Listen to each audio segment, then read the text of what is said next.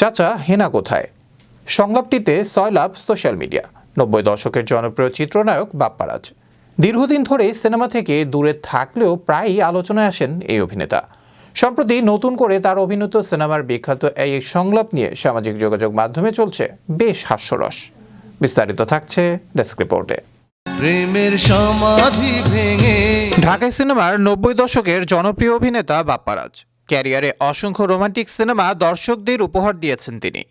তবে দর্শকদের কাছে অভিনেতা বাপ্পারাজ মানে ব্যর্থ প্রেম বা ট্র্যাজেডির গল্প, অর্থাৎ ত্রিভুজ প্রেম বা স্যাক্রিফাইসের গল্প নির্ভর সিনেমাগুলোর কারণে আজও এই নায়ক বেশ জনপ্রিয়। সম্প্রতি নতুন করে ভাইরাল হয়েছেন বাপ্পারাজ। তার অভিনীত সিনেমার বিখ্যাত এক সংলাপ নিয়ে সামাজিক যোগাযোগ মাধ্যমে চলছে বেশ হাস্যরস।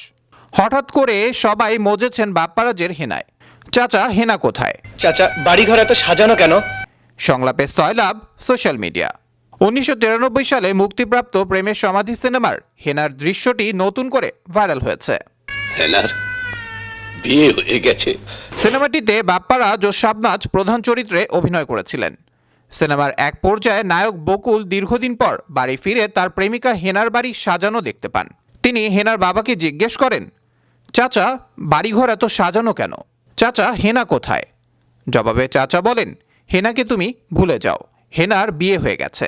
বকুল তখন আবেগ আপ্লুত হয়ে বলেন, না না, হেনার বিয়ে হতে পারে না, এ আমি বিশ্বাস করি না। এরপর প্রেমের সমাধি ভেঙে মনের শিকল ছিঁড়ে পাখি যায় উড়ে যায় গানটি বাজতে থাকে। প্রেমের সমাধি ভেঙে দীর্ঘদিন পর এই সংলাপটি সামাজিক যোগাযোগ মাধ্যমে পুনরায় জনপ্রিয়তা পেয়েছে। অনেকেই এই দৃশ্যের ভিডিও ক্লিপ শেয়ার করছেন এবং নিজেদের মতামত ও অনুভূতি প্রকাশ করছেন। বিভিন্ন পেজ গ্রুপে বানানো হচ্ছে মিমস। মানুষের কমেন্ট বক্সেও অহরহ দেখা যাচ্ছে এই মিমস। তবে ঠিক কী কারণে এই সংলাপটি হঠাৎ করে ভাইরাল হলো তা স্পষ্ট নয়। এদিকে বাপ্পারাজ শাবনাজ অভিনীত প্রেমের সমাধি সিনেমার পুরনো সংলাপ হঠাৎ ভাইরাল হওয়ার বিষয়টি নজর এড়ায়নি দুই তারকার। দুজনই যদিও এখন অভিনয় অনিয়মিত, তবে পুরনো কাজ নতুন করে ভাইরাল হওয়ার ব্যাপারে অভিনেত্রী শাবনাজ সম্প্রতি একটি সংবাদ মাধ্যমকে জানান, এই ভিডিও ক্লিপ নিয়ে বেশ হাসাহাসি করেছেন তারা। ফেসবুক ব্যবহারের সময় এটি নজরে আসার পর তারা একে অপরকে পাঠিয়েছেন। প্রসঙ্গত 1996 সালে মুক্তি পায় প্রেমের সমাধি সিনেমা। ওই সময় সিনেমাটি ব্যাপক সাড়া ফেলে দর্শক মহলে।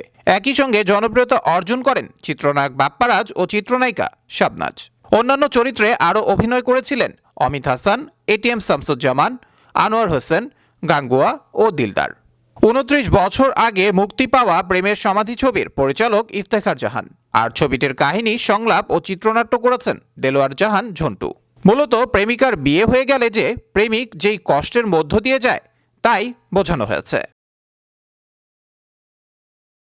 আবরার আহমেদ মাহি, বিশ্ব বাংলা 24, বিনোদন ডেস্ক।